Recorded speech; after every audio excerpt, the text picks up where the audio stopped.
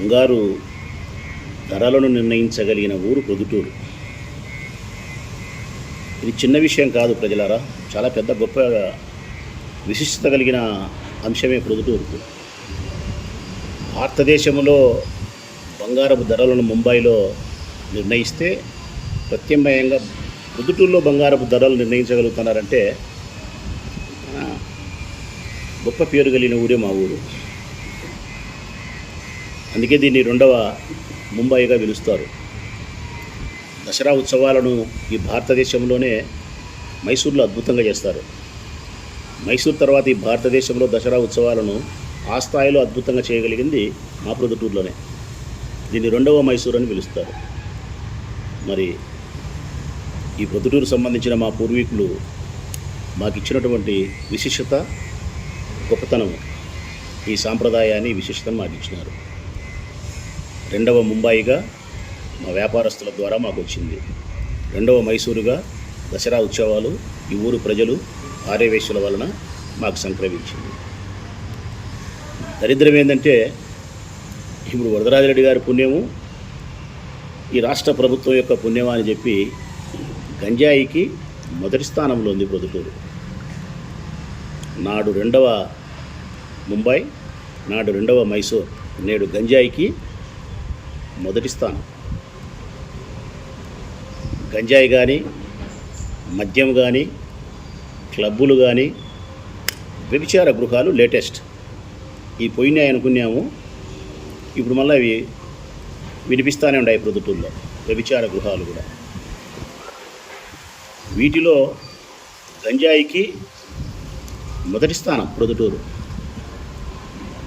దీనికి ఈ రాష్ట్ర ప్రభుత్వం సమాధానం చెప్పాలా, స్థానిక ఎమ్మెల్యే గారు అయినటువంటి వరదరాజిరెడ్డి గారు కూడా సమాధానం చెప్పాలా, పోలీస్ అధికారులు కూడా దీనికి బాధ్యత వహించాలి.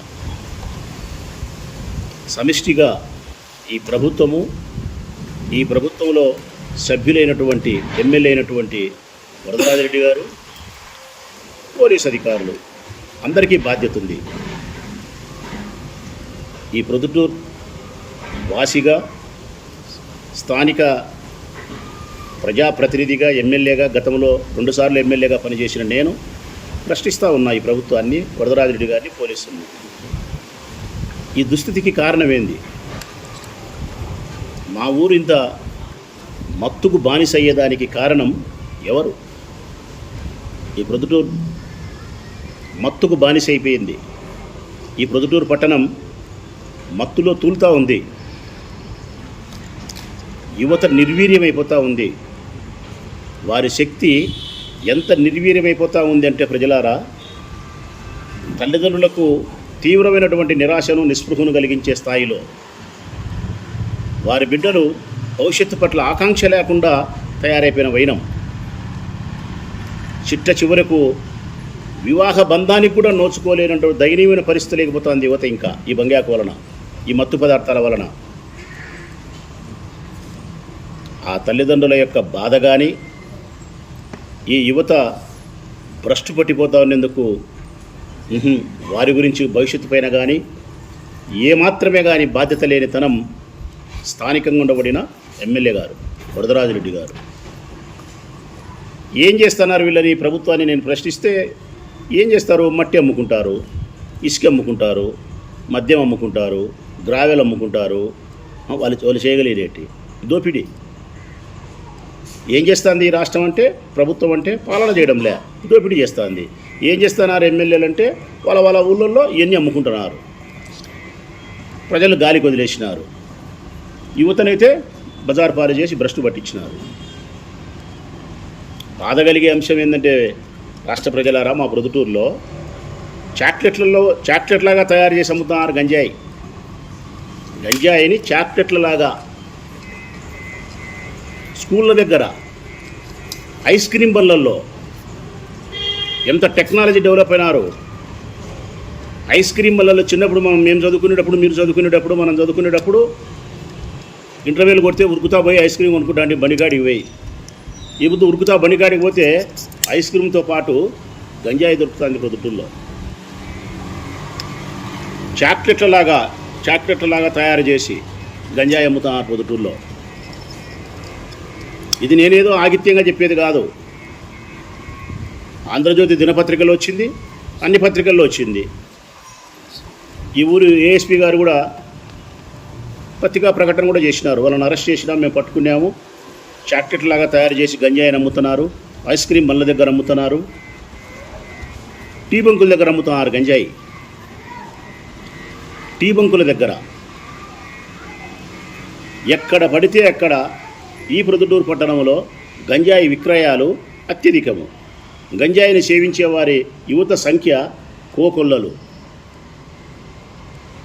వారు గంజాయి తీసుకోవడమే కాకుండా దాబునబోయే మోటార్సైకిల్లో మీద దాడి చేస్తున్నారు తెలియనితనంతో. వారి మానసిక స్థితి సరిగా లేని పిల్లలు, యువత మోటార్సైకిల్లో పోతుంటే హఠామని చంపకేసుకొట్టేది, తిరిగి పడుతున్నాడు. కారణం ఏమి లేదు. నా దగ్గరకు వచ్చినారట 2-3 అబ్బాయిలు దెబ్బలు తినేవాళ్ళు. విచ్చలివిడితనం అయిపోయింది. వీళ్ళు చూస్తామా ప్లాస్టిక్ రహిత ప్రొద్దుటూరు చేస్తారంట. నేను అడుగుతా ఉన్నా ఇళ్ళను, వరదరాజిరెడ్డి గారిని, అయ్యా ప్లాస్టిక్ రహిత ప్రొద్దుటూరుగా మీరు చేసేదాన్ని నేను వ్యతిరేకించడం లేదు.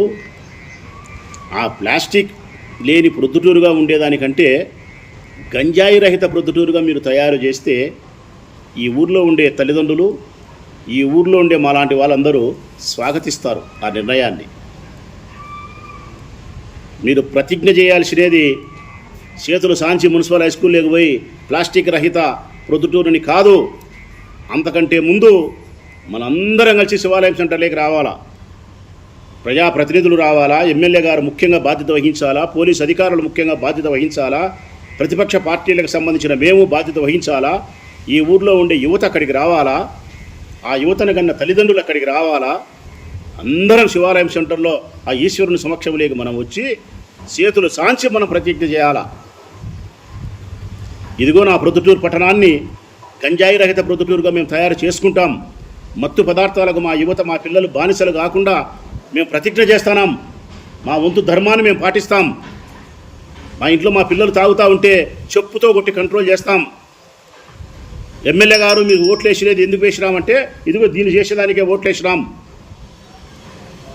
నిద్రపోయేదానికో, రాజకీయాలు చేసేదానికో, లేకుంటే మీ మనసులు తప్పుడు పనులు చేసి లెక్కలు సంపాదించుకునేదానికో మీకు ఓటు వేయలేమేమో.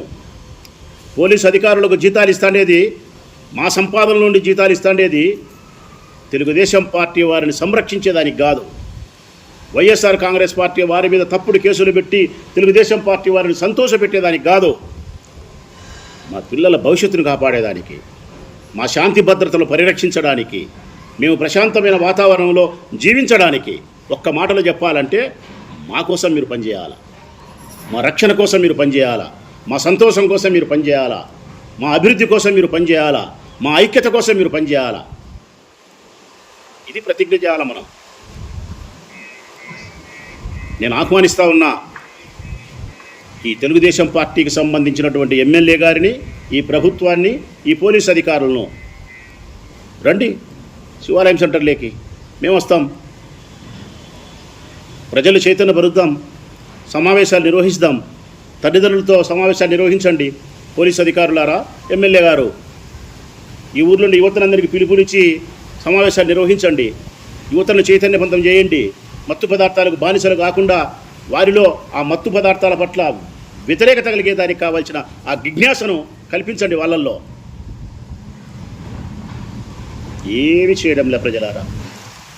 రెండవ ముంబాయిగా పిలువబడిన మన ఊరు ఈరోజు గంజాయికి మొదటి స్థానాన్ని ఇచ్చినాడు ఎమ్మెల్యే గారు. ఇక మద్యం అయితే ఏరులై పారుతుంది ప్రజలారా. ఈ ప్రొద్దుటూరు నియోజకవర్గం మొదలుకుంటే ఇచ్చాపురం వరకు. దీనికి కూడా ఎక్సైజ్ అధికారులు సమాధానం చెప్పాలా, ఎమ్మెల్యే గారు సమాధానం చెప్పాలా, ఈ రాష్ట్ర ప్రభుత్వం సమాధానం చెప్పాలా. పొద్దున 10 గంటలకు బ్రాందీ షాపులు తెరచాలా, రాత్రి 10 గంటలకు బ్రాందీ షాపులు ముయ్యాలా. మొన్నటి వరకు అయితే 24 గంటలు బ్రాందీ షాపులు తెరిచే పెట్టినారు. 1 నెల నుంచి 2 నెలల నుంచి ఏఎస్పీ గారు చొరవ తీసుకొని 10 గంటల కంటే ముందు బ్రాందీ షాపులు తెరవకూడదు, 10 గంటల తర్వాత బ్రాందీ షాపులు మూసేయాల్సిందే అని చెప్పి ఆయన కొద్దిగా గట్టిగా పట్టుకుంటే ఆ రూల్ పాటిస్తున్నారు. కానీ ప్రజలారా, 10 గంటల వరకు బ్రాందీ షాపులు తెరసరు, కానీ చీకట్లో 4 గంటలు కూడా మందు దొరుకుతుంది.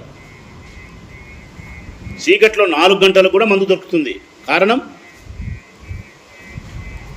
చీకట్లో 4 గంటల నుంచి బ్రాందీ షాపు తెరిచే 10 వరకు బెల్ట్ షాపులు, రాత్రి 10 గంటలకు షాపులు మూస్తే 10 గంటల నుంచి తెల్లవార్దులు మళ్ళా 10 వరకు బెల్ట్ షాపులు. బ్రాందీ షాపులు మూసిన సమయములో 10 నుంచి 10 వరకు 12 గంటలు బ్రాందీ షాపులు తెరిచి ఉంటారు. తక్కిన 12 గంటలు బెల్ట్ షాపులు తెరుస్తారు.